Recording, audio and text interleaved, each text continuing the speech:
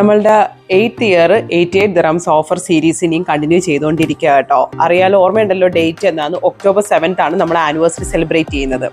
ഇന്നത്തെ നമ്മൾ സ്പെഷ്യലായിട്ട് ഓഫറിൽ കൊടുക്കുന്നതാണ് ഈ ഒരു കഫ്താൻ എന്ന് പറയുന്നത്. കഫ്താൻ എല്ലാവർക്കും ഭയങ്കര കംഫർട്ടബിൾ ആയിട്ടും സ്റ്റൈൽ ചെയ്യാനും ഒക്കെ ഇഷ്ടമുള്ള ഒരു അറ്റയർ ആണിത്.